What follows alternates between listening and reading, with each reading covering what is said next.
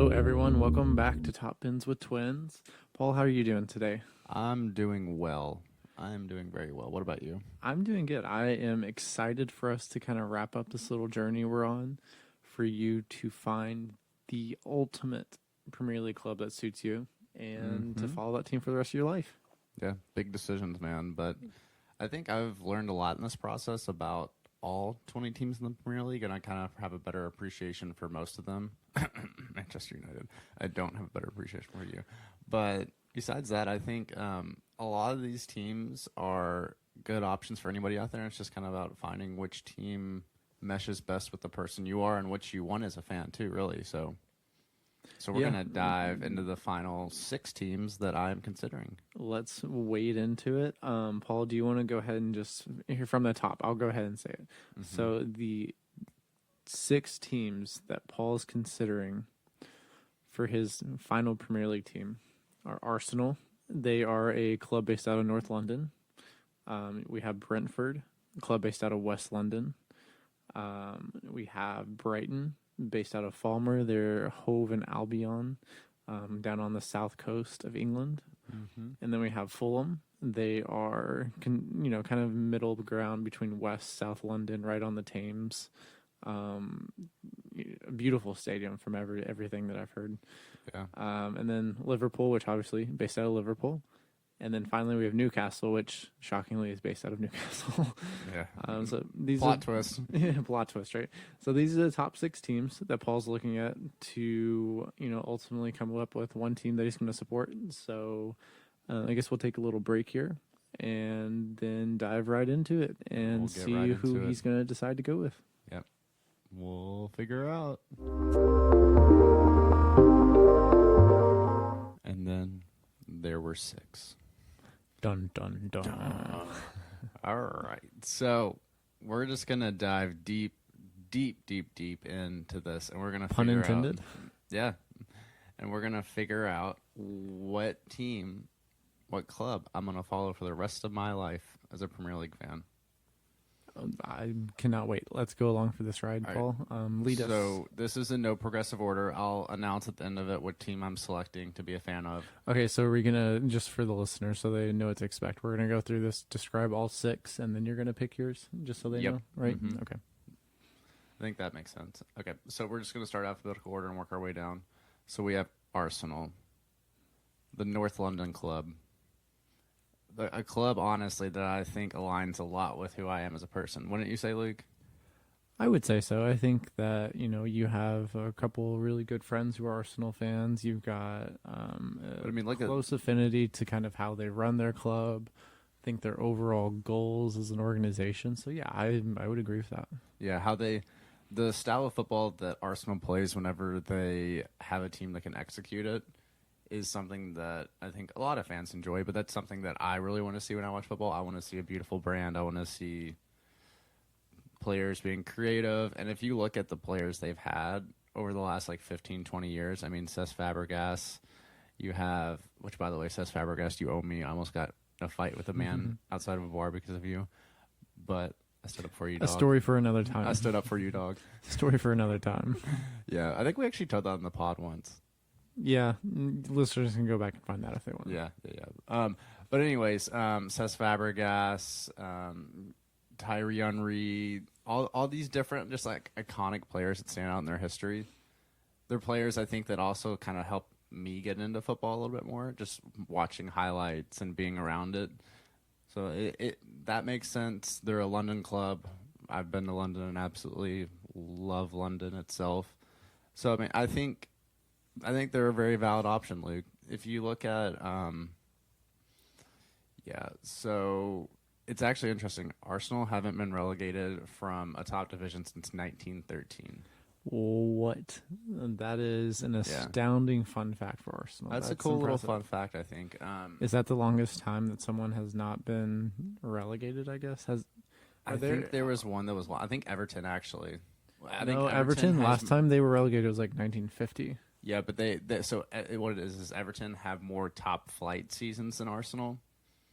But the last time they were relegated, because earlier on, because Arsenal before 1913, I think they were relegated more but Everton have more top flight seasons. That makes than sense. I see Arsenal. what you're saying. Yeah, Yeah. the distinction there, but yeah, I think this is I'm gonna throw a U.S. equivalent for Arsenal out there for you, Luke, and I think I think it fits pretty well. What do you think of the Boston Celtics? The Boston Celtics for Arsenal.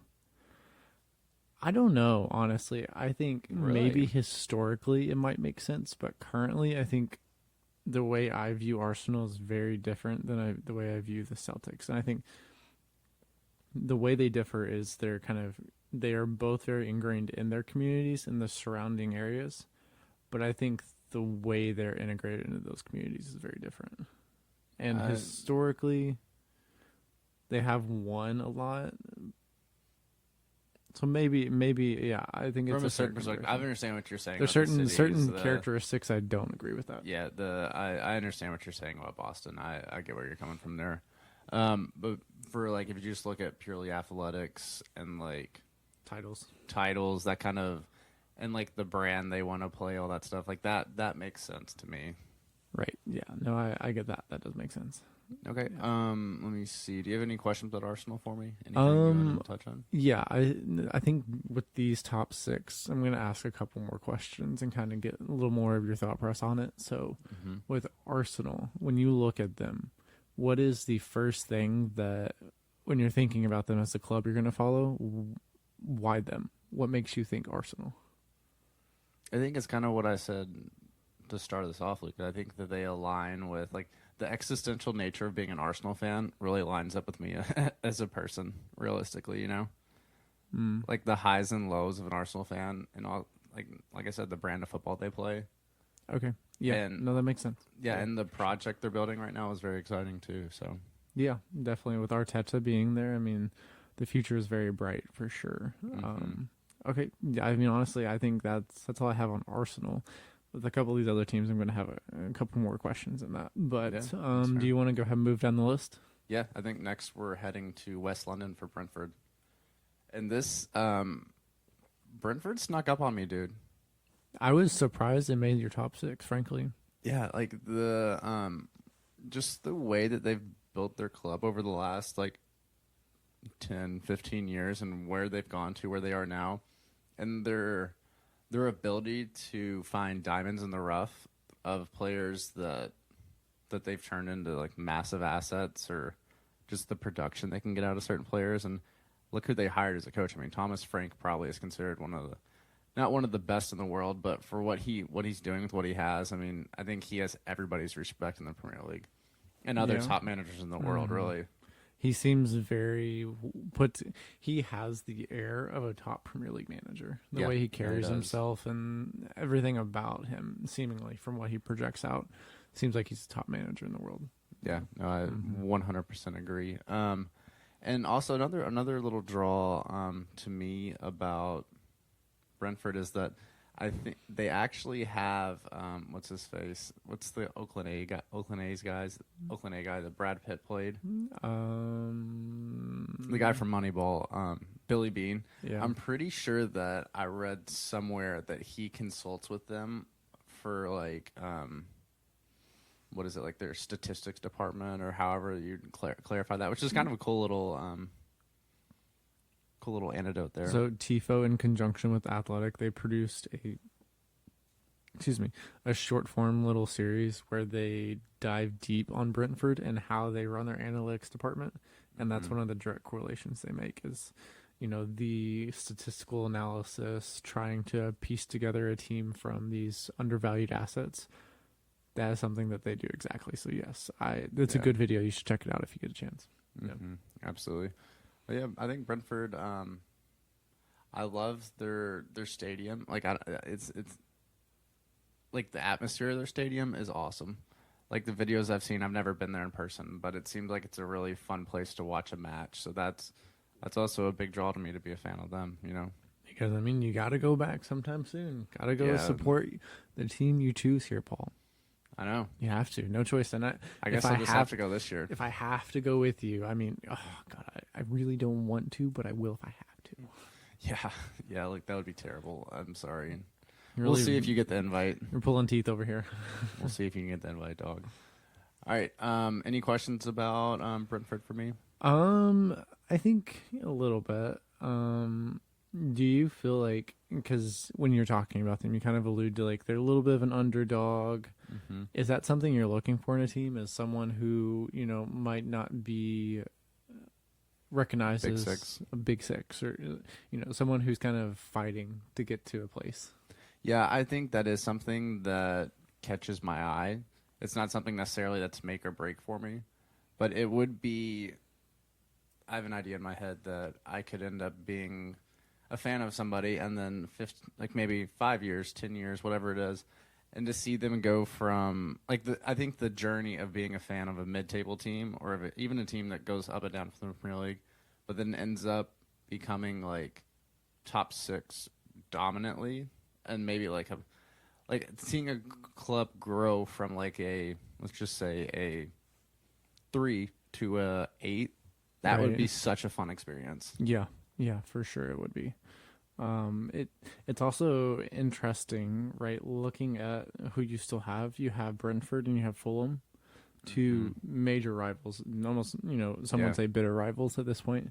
But it's really interesting that you could go either way, and then when you go one way, the other one is going to be instantly just be the team that you probably can't. One of the top teams you can't stand in the Premier League. Yeah. It's the dichotomy. A game of margins, right? Very fine margins, I think. Very fine margins. Okay, yeah, I don't have any other questions if you want to move on to the next one on the list. Okay, so we are heading to the coast next, and we're going to go visit Brighton. And this is kind of a team that whenever they had Graham Potter 2 years ago, right? Yeah, I think it was 2 years ago. I didn't get to watch them that much, just kind of in passing. But now, after last year, watching De Sarbi's team play, I absolutely fell in love with that team, with that club, with the fans. Like, everything about Brighton last year was great. And I also have to pump the brakes sometimes because I understand that every year won't be like that for Brighton. And that's something I have to balance. But that last year was so fun watching them play all these games. Really, me and Luke ended up watching a lot of their games because of FPL reasons. Like, I had McAllister and Matoma. He had Solly Marsh. So we both were watching their games all the time. And they were just so enjoyable to watch. And really, it felt like there was like happiness and joy with how they played, Yeah, I think that starts with De Zerbi. From everything I've seen him say, he prioritizes developing his players, connecting with them as people.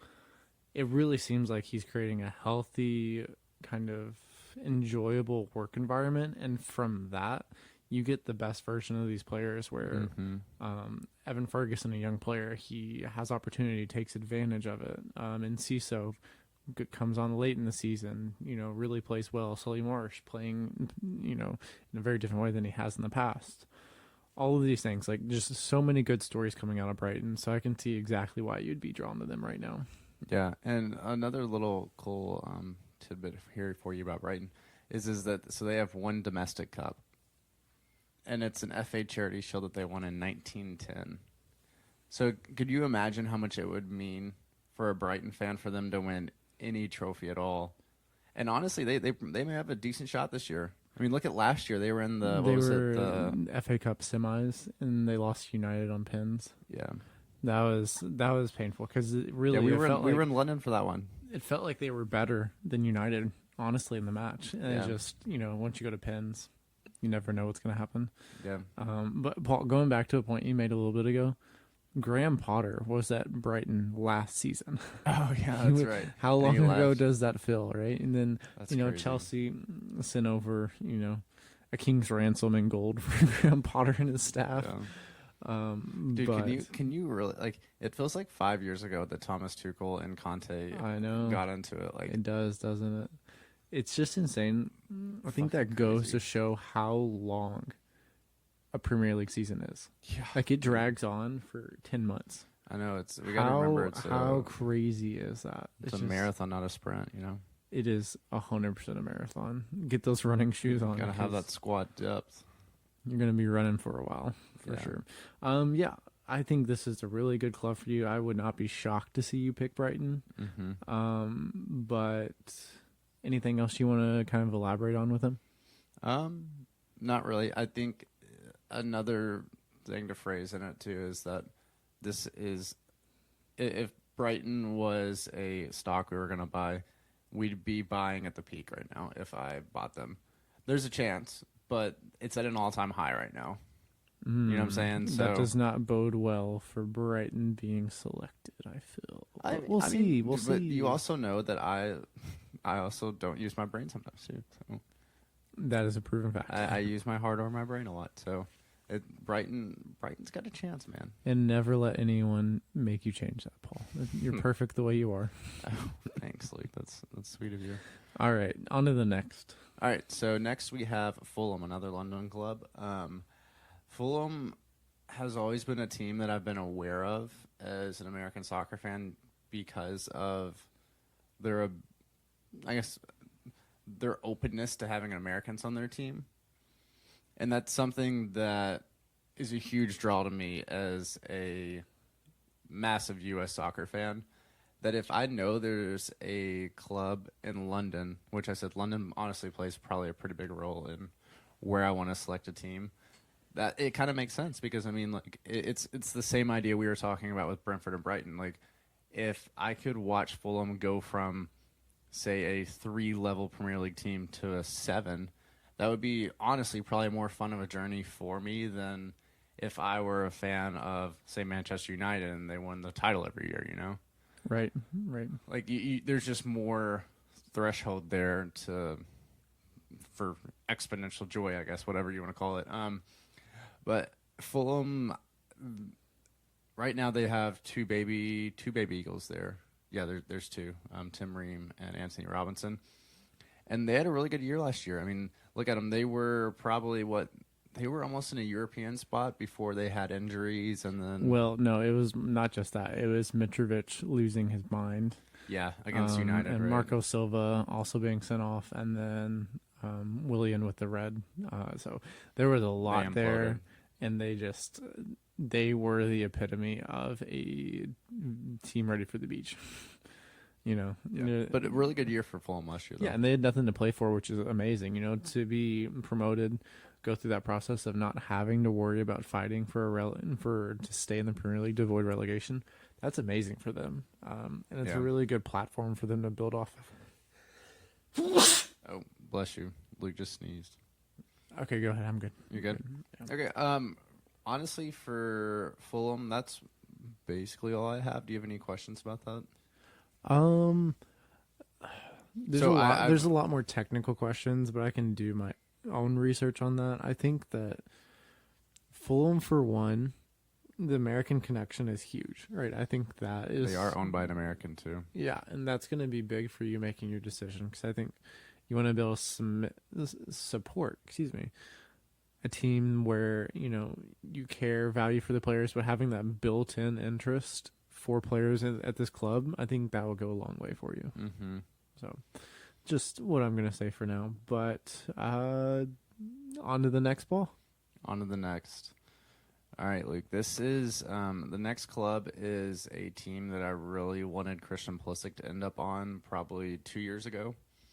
It's a team I think that would have fit his mentality, and it would have been a really good place for him to end up. And that team is Liverpool. You'll never walk alone. You'll never walk alone. Which is honestly one of the coolest things. Like I love You'll Never Walk Alone. Yeah, I think at some point we definitely need to make our way to Liverpool just to go to a match. Go to there. Anfield. Yeah, absolutely. I mean, like the atmosphere at the Kop, everything, Anfield just seems like it's out of this world. It really feels like it somewhat feels like Dortmund a little bit, you know. I think it's see the that. same kind of idea. Yeah. I think that's why Klopp was kind of like why he gravitated there and he wanted to end up. It would be really interesting. Not interesting, but it's different because historically all leagues kind of operate differently, but the Bundesliga does such a good job with match day experience throughout the entirety of the league. I think something the Premier League could work on a little bit more, kind of foster that, you know, I don't know. I just feel like the atmosphere is electric for Bundesliga games. I've never been in person myself, but I would love to go and see if it holds up. Yeah, no, we should make a trip sometime. But for Liverpool, the other things that really draw me there are like Klopp, the pool of players they have. I mean, it seems like Liverpool always seems to find in the last 5 years, they've always found ways to reinvent themselves. And it tells me it's a club that's not afraid of change. They're not afraid to try new things, which is what I want as a fan. I want somebody that is open to opportunities and open to creating new ways to be a better club, you know. Agreed. And I think they're pretty good about that, you know. Well, something you have to consider. There were rumors of Mbappe being connected to Liverpool. If he goes Could you there, imagine how much of a bandwagon I would look if like? he goes there, you have to make that decision now and tell everyone that you know that you're choosing Liverpool before he ever possibly got there. Yeah. If he went to Liverpool, that would be madness. It would be. It would be good for the Premier League. I would love the Haaland Mbappe rivalry to be in the Premier League. Just imagine, like, one scores 42 goals, one scores 45, and they're competing for the title. That would be so much fun. Yeah, it really would. And then you have the reinvention of the Liverpool-Man City rivalry that's been going on the last 5 years. Like, I think this season it's going to be back. I feel like yeah, if anyone's going to falter, it might be City a little bit, and I don't think that's going to happen. So yeah, I don't think so either. But I mean, City's losing a lot of depth, so we'll see. We'll see. I hope we have a 5-team Premier League race title this year. yeah, that'll be fun. You can go ahead and I wouldn't count on it though. reject that. Any questions about Liverpool, Luke? Yeah, I was, as you said, as you alluded to, I was very surprised that Liverpool made your list. I think that historically we always kind of, Klopp has these turn of phrases, and he tends to he's kind a of complainer. There's no question about it. Yeah, that's a little more direct than what I was going with. No, but I'm not even gonna lie. he does a little complainer. bit. So, Liverpool seems to be the butt of jokes sometimes because of that. And I feel like, we've been guilty of that every once in a while, right? Who hasn't been? Mm-hmm. So I was surprised to see them on your list because I feel like it's not someone that you've spoken highly about in the past. And obviously you respect what they're doing. You think that it's a good club, but I didn't think you'd be interested in supporting them in that way. So I'm surprised, but also after your explanation and hearing why you're thinking about supporting them, it does check out. It makes sense to me. Yeah, there's just something about the Liverpool just like ethos. I know that really just kind of interests me. Yeah, no, that's great. That's awesome. All right, shall we move on to the final team? Yes, we're gonna go up north. We're gonna go way, way, way up north to Newcastle, and Newcastle is a team that I really feel like is a sleeping giant right now. Because I mean, if you look at them, I mean, one of the big things that we have to put an asterisk around Newcastle is that they got bought 2 years ago by a Saudi investment fund, 2 or 3 years ago, whenever it was.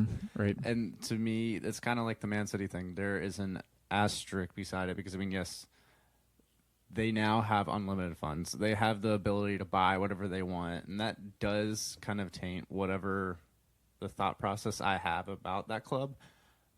But in saying that, like the attitude, the history, just kind of what Newcastle, who they are, I actually really like that, Luke. For me, when I think of Newcastle, especially in these past 2 to 3 years, seeing them when we first got in to soccer, and they're almost in a relegation fight, right? Like just struggling, kind of bottom table club, trying to find their way with all this history, and then you see them building, right? Building, and from the beginning, the passion from the fans was always there. You could see how much they care about their club, how much they're willing to support them. I mean, the atmosphere at their matches is incredible.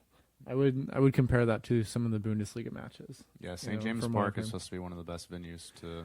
Yeah, so support. I think the underlying variable that I see here that I think would attract you to them is that fan passion and support for the club. Yeah, no, that's it. It makes a lot of sense. That's kind of hard to pass up on as somebody looking for a club to follow.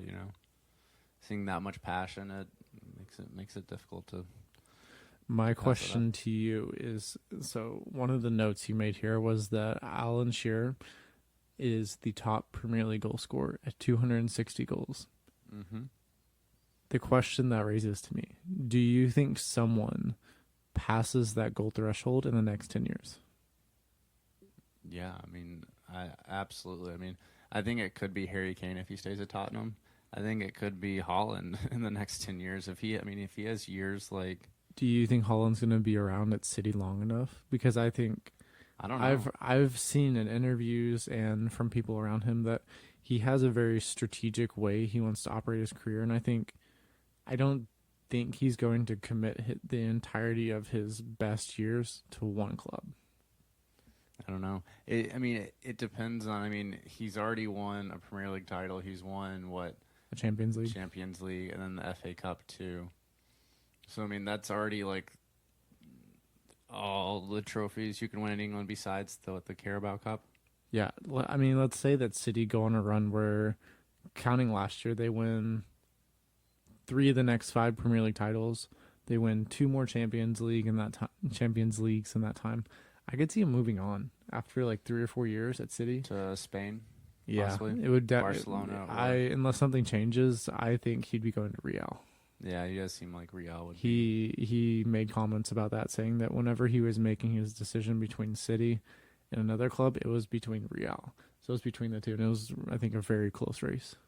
Yeah, I wouldn't love to see that, honestly, but for his career, I mean, it's his career. Do whatever you want, man. You know, But I do think if he stays in the Premier League for the next 10 years, he will catch that record of 260. Yeah. I don't know. I hope Harry Kane stays, but I am not convinced he's going to. Yeah, we'll see. I mean, I think it seems like Tottenham really don't want to sell him, but if Bayern Munich throw out a number there that they can't say no to, then, you know, everybody has their number. If the price is right. Well, great. That's awesome, Luke. Thank you for sharing that. Of course. All right. Well, I think we can wrap right here on the 6 clubs, and then we'll come back after a brief little break, and I will reveal. I'm excited. Yeah. All right. We'll be back in a little bit. All right. The moment is here, Luke, but we're going to kind of invert it a little bit, and what we're going to do is we're going to have Luke, since he knows me the best of probably anybody in the world, he's going to try to guess which club I am picking to follow. Yes, I am, and I'm going to guess correctly, I think. You think you are? Out of the top 6, I think I can pretty assuredly knock out 3 clubs. Okay, go ahead and knock them out then. So, originally, just for anyone who might just be tuning in, Paul's top six clubs are Arsenal. What the hell is that? Sorry. Go ahead. I get nervous with everyone listening. No, you don't. You're doing a great job. Keep going. I don't. You're right. So, top 6 clubs that Paul has for his selection: Arsenal, Brentford, Brighton, Fulham, Liverpool, and Newcastle. Mm-hmm. I think that I can go ahead and take out Brentford, Liverpool, and Newcastle. I don't think you're going to follow any 3 of those clubs. Tell me if I'm wrong. You're correct, sir. Okay. All right. So sorry, guys. That leaves it. You didn't make the final cut. That leaves it to 3 more clubs. That is Arsenal, Brighton, and Fulham. I think we can take Brighton off the list next. Yes, I'm sorry, Brighton. All right, Brighton is gone, so we're down to Fulham and Arsenal. And the team that Paul will be selecting is going to be Arsenal. Dun, dun, dun. You are right. We knew that's where this was going. I think it was kind of written in the stars, you know. It was. Okay, so let's go through your thought process. Obviously, you described the club and everything, but ultimately, what was the deciding factor for you in this decision? The fact, one of the main things really is, like I said, the ethos of the club. I think it agrees with me as a person, but also the nature of, like, one of my best friends is an Arsenal fan. I have other friends that are Arsenal fans too. So, like, having a shared community of people to, like, be a fan with, it's also a big thing too, you know. And it's also something like I think one of the main things that I was struggling with to make this whole decision was something that I've talked about a lot in this podcast is following a mid-level team or a top 6 club. That was a big discussion going on in my head the whole time. And the reason why I went with Arsenal is because, and it's not even something where I think they're going to be at the top all the time, which they may not be. They probably will be, but they may not be. It's just a club that I could see myself enjoying following for the rest of my life, and I think it's always going to be interesting. I think it's always going to be fun. It definitely will always be interesting. I think that you are Fun's probably the wrong word. never going to fail to have entertainment as far as it goes with Arsenal. Yeah. You know, it's such a big club. There's so many positive things I think they're doing too, right? Like, you know, the way they're running themselves, but they also try to prioritize their community, integrate all these really cool programs to connect with the people within their communities. And I think it's a good pick. I respect it. Yeah. I think another big thing too was the what was it? The documentary that was on Arsenal, the All or Nothing. Seeing like a little backdrop of the club and the people behind the scenes and all the other stuff, like the players, the coaches, the training staffs, all that stuff. I mean, it kind of probably not jaded my perspective, but it gave me like a personalized view of all these people, and it just seemed like it was something that kind of meshes well with me as a person. So that's amazing. Well, I'm very excited for you. It's a big choice that you've just made, and I wish you well this coming Premier League season. It's going to be having even more on the line. Will be something that's going to be, it's going to be difficult for you. And I'm going to be honest. We're going to be visiting Kyle, a big Man City fan, very soon. You might not come back from that trip. You know what? That's okay. That's okay. I'll have to ease my way into it. We need to get you an Arsenal kit so you can wear it whenever we first see him. Yeah, I think we can arrange that. You know, do you know whose kit I'm gonna get? I want you. We're gonna play another guessing game. I want you to guess. What is the first kit you're gonna get from Arsenal? Arsenal kit I'll buy. The Odegaard. Actually, no. Really? No. I can't believe you're missing this, Luke. Oh, it's gonna be Ballo. Matty T. Oh, Matty T. What? How did you miss that? You can't get an actual jersey of his though. It's a goalkeeper jersey. Can you not get a Turner kit? I don't think you could, but it doesn't feel right. You have to get. Well, then it'll have to be Odegaard. I thought I could buy a regular kit for Matt Turner or whatever. Man. Motherfuck. Oh, God. So whatever. Disappointing. Whatever. Everybody in this podcast knows about my love for Odegaard, so I'll be buying his. Yeah, Odegaard it is. That sounds like a good selection for you. You've always really appreciated him and thought he was really great, so makes sense. But all right, well, the decision is made. The people know. The people know. How does it feel? Out there. It feels good. Honestly, I feel a little it's a little cathartic, to kind of just throw it out there in the world, and that's what we're riding with, Dang, well, that's very exciting, Paul. I don't know how much more we have to follow up on that decision now that it's out there. I think, we'll just see how the people react to it. Obviously, I expect Arsenal's Twitter account tweeting soon. I think maybe Ian Wright might make a statement. We'll reach out to Ryan from Stadio. Yeah, let them know. We gotta let the people know.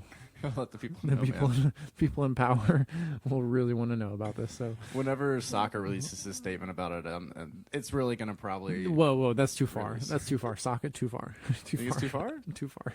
Fine, whatever. When Matt Turner puts out his statement, I think it'll actually feel real. Perhaps, yeah. No, that one checks out. I think. Yeah. But until that moment, it's not real. Until that moment, it's not real. Just kidding. This is what it is. All right. Well, Luke. So I think later this week we'll actually have another pod dropping. We are. We're going to be having a couple new guests on the pod. And what we're going to be doing is we're going to be drafting FPL teams. They're going to draft them independently from us. And then they're going to come on, tell us why they're selecting their teams. And I cannot tell you why they're going to select them at all. Because we don't know. Buckle up for the ride. It's going to be fun. Yeah, it'll be a good time. You'll get to meet a couple of our favorite people. So yeah, I think everyone's looking forward to it, and we hope you guys are as well. But I don't really think we have anything else to share for the remainder of this pod. So how about we just end it here? Thanks for listening, everybody. Yeah, thanks, guys. Have a good rest of your day. Bye.